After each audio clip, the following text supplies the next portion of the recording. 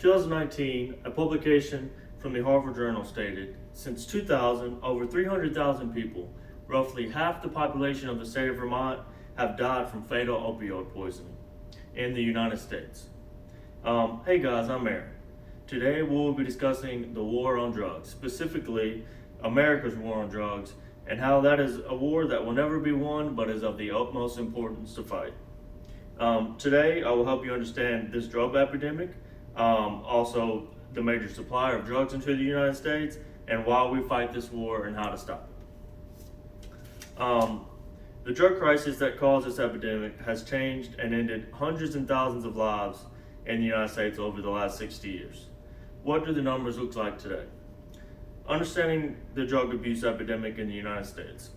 CDC reported in 2018, death from drug overdose was 4 times higher than in 1999. Also noted by the CDC, the first wave began with increased prescribing of opioids in the 1990s. Second wave began in 2010 with the rapid increases in overdose deaths involving heroin. Today, our third wave began in 2013 with increased overdose deaths involving synthetic opioids such as fentanyl. The USSC reported in 2018 69,425 drug cases were reported to the United States Sentencing Commission. 18,964 of these involved drug trafficking. 48% of these drug traffickers were Hispanic. 75% were actually American citizens. And nearly half of them had little or no prior criminal record at all. Which is a scary fact given that cartels and dealers can just hire anyone, and they don't have to, just pick whoever they want. They can actually vet the people that they bring in. The top 5 districts of drug trafficking in the U.S. were all southern states that bordered Mexico. Stated by the New York Times, despite these endless drug cases in courts, in 2017, the U.S. set a record of just over 70,000 deaths from drug overdose.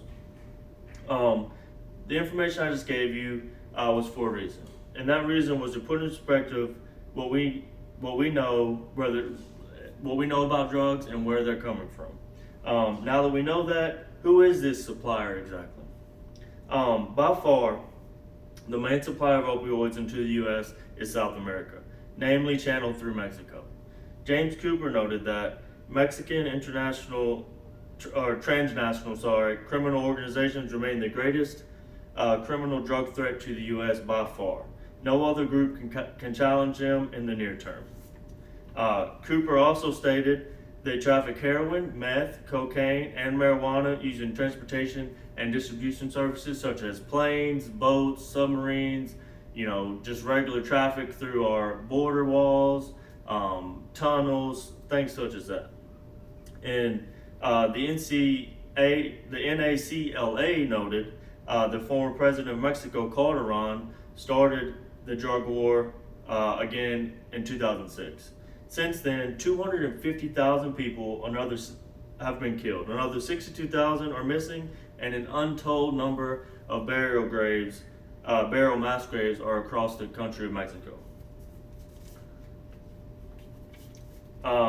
These are astonishing numbers, and from a country that is right on our border. Also, the NACLA stated that current president of Mexico, Obrador, has vowed to end the drug war in Mexico, hoping that it will stop the death and destruction that has ravaged his country for the last 20 years. Unfortunately, as the president came into office in 2018, he realized that de-escalating the drug war in these conditions will be tremendously difficult. Now that you know where the drugs come from and more about how they get into this country, your next question probably is, how do we stop this war and crisis in America? In 2018, Trump gave an ultimatum to Mexico about the drugs coming into the states. The New York Times reported, he said, we're going to give them 1 year warning, and if the drugs don't stop or largely stop, we're going to put tariffs. And if that doesn't stop the drugs, we're going to close the border. He told the reporters in the White House this in 2019. Just telling Mexico to stop selling drugs is one thing. This trade has failed to be supported for the last 60 years, or to be stopped for the last 60 years. It's time for us to take this seriously as a nation and get behind our president to stop this terrible disease that has a hold of our country. Saying that, again, reported by the New York Times, the U.S. and Mexico had over $600 billion in cross-border trade in 2018. So it will be very costly to just plain shut the border down and to stop the flow of drugs into this country. So how do we not get to that point?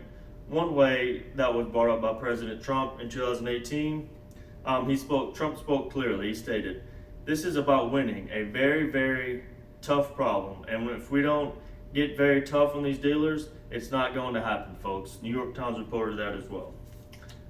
This Pacific Standard reported that President Trump stated the same year in reference to using the death penalty to punish the drug traffickers that come into the United States. They define them as, or Trump defined them as big pushers into the U.S. This theory was to convict major traffickers that are in the U.S. to death, so it would, in theory, stop other dealers in the United States from wanting to sell drugs, or traffickers from wanting to come into this country, because it is a very serious problem, and it is killing hundreds every day in the United States. In conclusion, from the information I just went over, I hope all of us have a better understanding on this war on drugs. We talked about information about this epidemic in our world, information about the major supplier of opioids into the United States, and finally, how do we beat this war on drugs? Drug abuse, addiction, trafficking will be around undoubtedly forever. We just need to work together as a nation and a world to stop the bad that we know about and help the people that we can. Thanks, guys.